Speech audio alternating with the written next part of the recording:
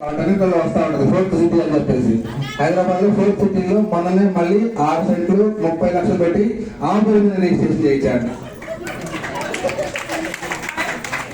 పోయినసారి నా పుట్టినరోజుకి డైమండ్ డైరెక్టర్ అనే ఒకటి నాకు గిఫ్ట్ గా ఇచ్చారు.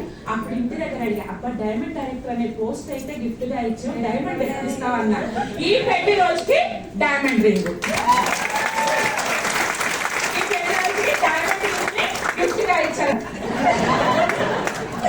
అలాగా మనం అనుకున్న ప్రతి కళ కూడా సాధ్యం అవుతుంది.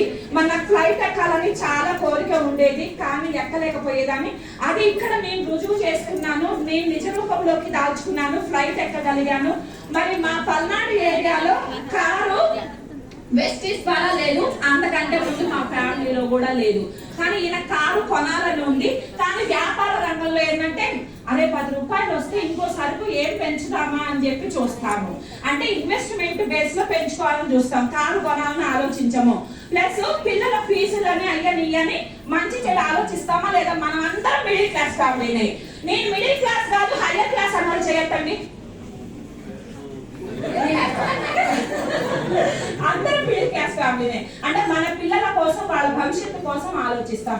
కానీ త్రూ వెస్టీస్ ద్వారా మా ఫ్యామిలీలో అయితేనేమి, త్రూ వెస్టీస్ ద్వారా పల్నాడు ఏరియా మొత్తం అయితేనేమి ఫస్ట్ కార్ తీసింది మేమే.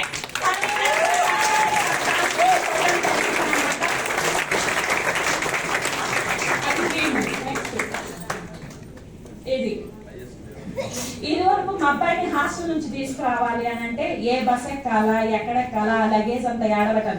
ఇప్పుడు నానా కార్ తీసుకురా, పలానా రోజు సెలవులు స్టార్ట్ అవుతున్నాయి అని అంటాడు. సచ్చినట్టు కార్ తీసుకుపోయి వాళ్ళ హాస్టల్ ముందు పెట్టాల్సిందే.